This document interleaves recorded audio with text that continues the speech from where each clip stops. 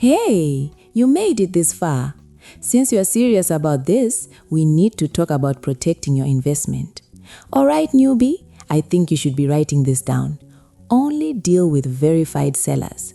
Check their ratings and reviews before you buy. Also, a quick word of advice. Don't go all in on a huge order at the start. Always order a few samples first to make sure the quality is up to your standards. It's better to be safe than sorry. So just look around, and if this video was informative, you know what to do. Subscribe to the channel and leave your questions and your thoughts on the comment section. That's all free. After this video series is done, I will be starting a new video series on how you can start selling the products you have ordered. So I hope I see you then.